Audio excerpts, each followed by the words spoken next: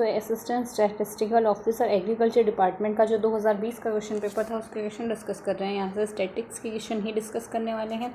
पहला क्वेश्चन कहता है for the following probability density function PDF आपने गिवन है। यहाँ से F of x equals to ये हमने फाइंड आउट करनी है probability whenever X is between 2 to 3 is. तो इसकी अगर प्रोबेबिलिटी ज्ञात करनी है तो इसे अगर देखें मतलब हमने 2 से 3 के बीच में प्रोबेबिलिटी याद करनी है।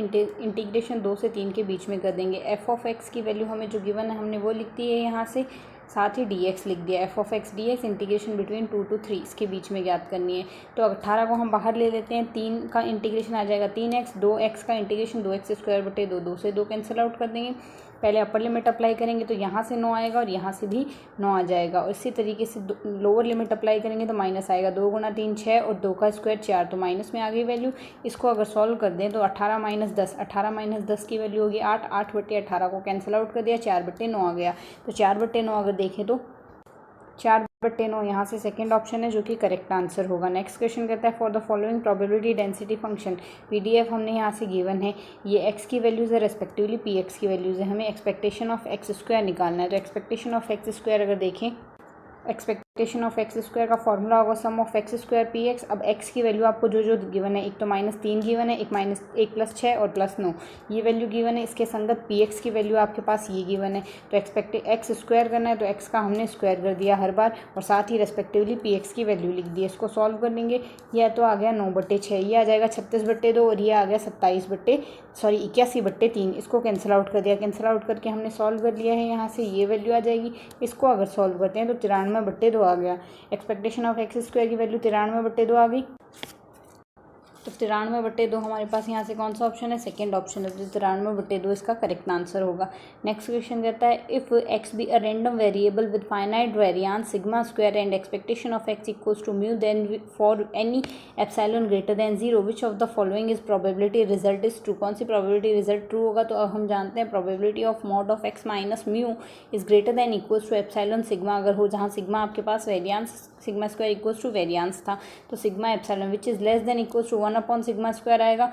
तो ये रिजल्ट हमारे पास ट्रू है। रेस्पेक्टिवली अगर ये देखें probability of x minus mu का mod is greater than sigma हो which is less than equals to sigma square upon epsilon आएगा, ये भी हमारे पास ट्रू है। और mod of x minus mu is less than epsilon sigma की probability greater than equals to 1 - epsilon square आते हैं, ये भी ट्रू है। चारों रिजल्ट हमारे पास यहाँ से ट्रू है। तो ये तीनों रिजल्ट हमने यहाँ से ध्यान रखने हैं जो कि ट्रू है। कौन कौन से, probability of mod of x minus mu is greater than equals to epsilon sigma where sigma square equals to variance था, तो is less than equals to 1/सिग्मा स्क्वायर। रेस्पेक्टिवली अगर ये यहाँ से ग्रेटर देन एप्सिलॉन हो तो less than equals to sigma square upon epsilon square, और less than from sigma epsilon हो तो 1 - एप्सिलॉन स्क्वायर आएगा। ये वैल्यूज़ हमने याद रखनी है। नेक्स्ट क्वेश्चन अगर देखें, नेक्स्ट कहता है in the moment generating function of the random variable. Moment generating function हमें यहाँ से गिवन है, हमने वेरिएंस इसके लिए फाइंड आउट करना है। तो अगर इसको देखें,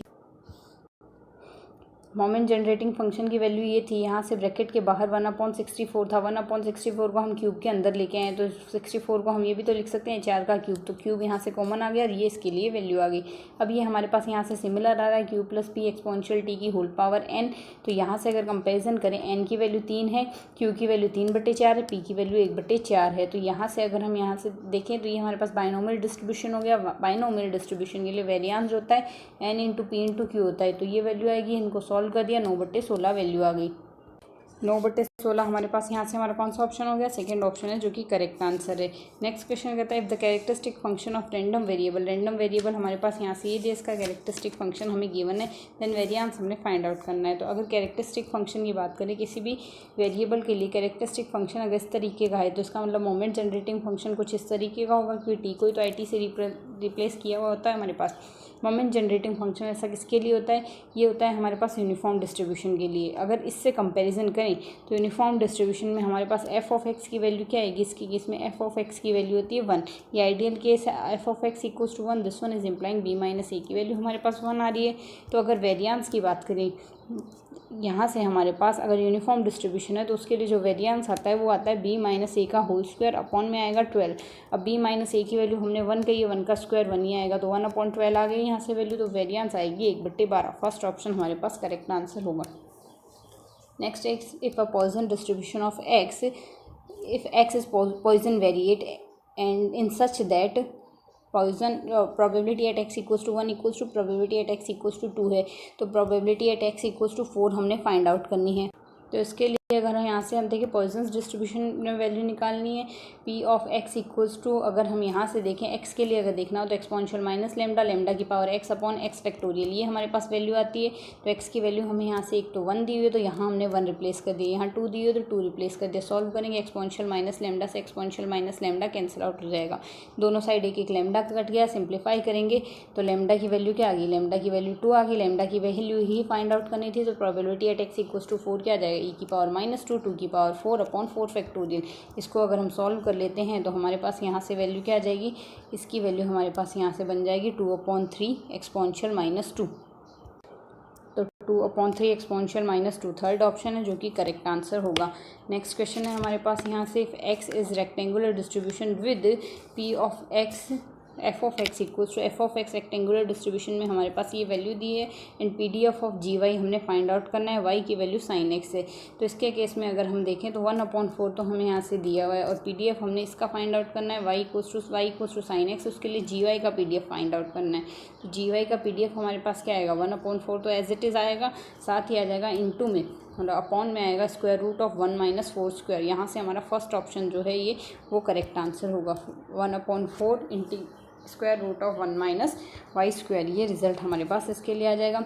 negative binomial distribution is may be regarded as generalization of, negative binomial distribution हमारे पास किसका जनरलाइजेशन होता है, नहीं इसके जनरलाइजेशन से क्या फाइंड आउट किया जा सकता है, ऋणात्मक व्युत्पन्न बंटन को निम्न का विस्तार माना जा सकता है।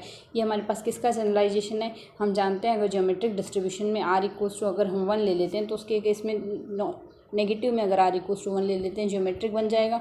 तो यहाँ से नेगेटिव बाइनोमियल डिस्ट्रीब्यूशन में भी regarded as generalization of, negative binomial distribution generalization में काम आएगा किसके, ज्योमेट्रिक डिस्ट्रीब्यूशन की। x अगर नॉर्मल डिस्ट्रीब्यूशन को फॉलो कर रहा है तो इसका क्यूमुलेंट फंक्शन क्या होगा, तो क्यूमुलेंट फंक्शन हमारे पास क्या होता है, लॉग होता है किसका, मोमेंट जनरेटिंग फंक्शन का। तो मोमेंट जनरेटिंग फंक्शन इसके लिए बनता क्या, इसका बनता है exponential mu T plus 1/2 T square sigma square. इसका हमारे पास यहाँ से मोमेंट जनरेटिंग फंक्शन है तो उसका हमने लॉग लेना है। जैसे ही हम लॉग लेंगे ये घात आगे आ जाएगी और लॉग ई का मान 1 होगा, तो ये हमारे पास इसका क्यूमुलेंट फंक्शन होगा mu T plus half T square mu square, ये हमारे पास इसके लिए वैल्यू आ जाएगी।